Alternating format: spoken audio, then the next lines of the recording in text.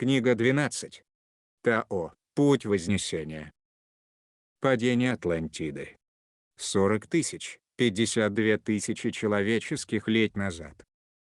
После завершившего эру Махавишну ядерного опустошения, люди еще раз совершили свой путь выхода из деградации и возвращения в природу.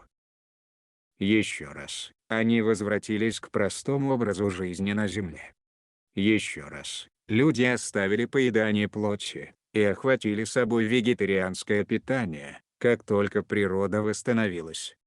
Еще раз, была введена технология от внешнего гуманоидного вида, и вновь цивилизация процветала. Эта технология была передана существами, известными как серые.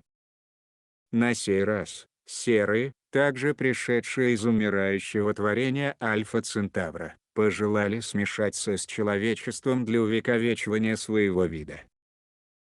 В обмен на межродовое скрещивание с человечеством, обеспечивалась технология, еще раз приводящая к развитию базирующейся на технологии человеческой цивилизации.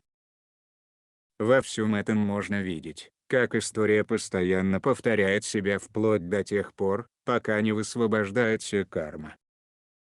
Те, кто в человеческой форме имел наследственность серых и рептилий, со временем стали конфликтовать с представителями чистой наследственности рабов Ану. Конфликт обострялся до момента ядерного опустошения всей Атлантиды, погрузившейся под океан за тысячелетний период. Разумеется, причиной была война между двумя белыми народами рабов, одного с серой наследственностью, и другого без нее. После этого человеческая жизнь еще раз возвратилась к состоянию в деградации. В эру Атлантиды, красные и белые боги выстраивали планы о том, как полностью отойти от человеческих реалий. Для таких богов человеческие реалии стали слишком скучны, чтобы вовлекаться в них. Они принялись изобретать способ, который позволил бы им удалиться от человечества и Земли, и найти иную согласованную реальность для своего проявления. Как красные, так и белые боги делали попытки многих форм вознесения во времена эры Атлантиды, при этом стараясь извлечь себя из человеческого генофонда. Попытки терпели неудачу, лишь потому, что они были слишком сильно переплетены с человечеством. Многие вознесли свое поле в вышестоящее измерение вашего творения, но при этом не смогли расплестись и уйти полностью. Тот, кто создал ложные вознесения, приводившие к мысли форме ядерного сгорания, проделал все это вновь. В конечном счете, на физическом плане опять была вызвана ядерная война между людьми, и последовало падение Атлантиды. Человеческая форма возвратилась к варварству после ядерных осадков Атлантиды.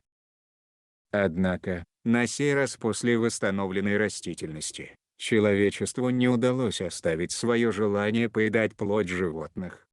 Поедание плоти поддерживает мыслеформу, которая содержит в себе менталитет смерти, кровопролития или жестокого убийства.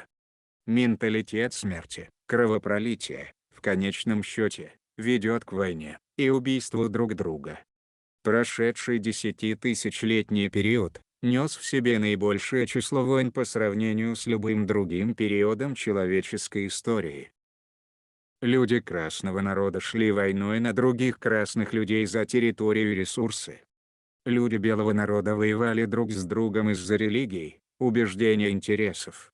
Рождение Христа не помогло, и в своей смерти Иисус, как восходящее существо под руководством ложного бога Саананды, вдобавок заякорил мыслеформу распятия на кресте, а также множество искаженных человеческих мыслеформ и разрушительных религиозных догм. Начиная с его жизни, прошедшие 2000 лет сопровождались еще большим количеством столкновений, чем в предшествующие его воплощению времена. Иисус Христос был воплощением Сананды. Сананда вел Христа к распятию на кресте. Почему Сананда, Яхве, Вишну, или какой-нибудь красный бог вновь входили в человеческие реалии после давнего отречения от людей? Вероятно, не потому, что это было столь болезненно. Сананда вошел в реалии, чтобы направить человечество к уничтожению, ибо это давало бы ему возможность расплестись, извлечь себя из этих реалий, и идти дальше в другие реалии, которые гораздо больше симпатизировали ему.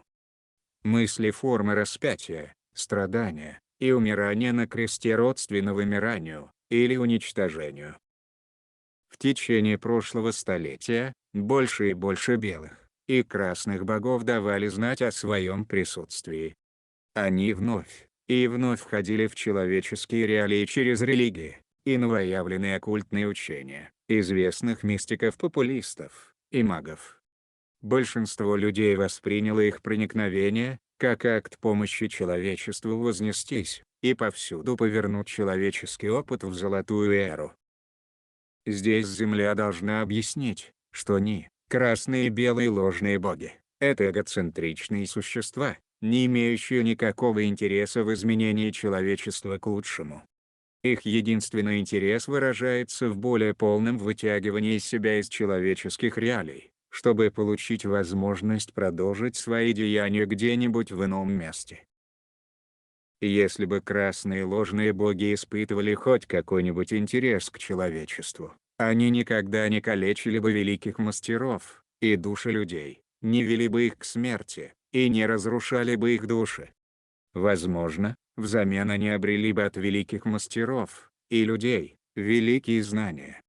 Однако, души красных ложных богов, не способные к изучению чего-либо, они испытали падение в крайнюю самонадеянность и высокомерие. В результате, Земля сделала выбор удалить их из человеческой грезы, чтобы человечество получило возможность вознестись, в то время как красные ложные боги представляют собой только препятствующий фактор. В настоящее время, в последнем столетии, была заключена еще одна сделка с другой фракцией серых из умершего творения. Данная сделка привела к вашей нынешней базирующейся на электронике человеческой цивилизации. Почти 1/2 часть белых людей наполовину серые, вновь пережили скрещивание, которое уже имело место 10 тысяч лет назад во времена эпохи Атлантиды. История действительно повторяет себя. Подобные люди не могут вознестись. В некоторых людях 80% серой ДНК. Такие люди очень механизированы в поведении и образе жизни, и вообще лишены каких-либо эмоций. Наиболее вероятно, что в будущем, в которое возносится Земля, такие люди будут становиться все более и более больными. Нынешним похищениям и репродуцированию с серыми положен конец. Это связано с тем, что сами серые заболевают из-за диссонанса в потоке энергии между Землей и их формами. Однако, в завышенной плотности ваших городов и ближайших к ним селений все еще имеются многие сохранившиеся эфирные планы, которые удерживают память или эмоциональный заряд прошлых похищений. В большинстве случаев те, кто вспоминают, тревожатся о подобных похищениях, настраиваются на эти планы реальности и вновь переживают их. В ходе восхождения человек высвобождает приносящие боль воспоминания похищений и манипуляций данной эпохи, и, как правило, совершает таковое при воплощении 1024 единиц ДНК.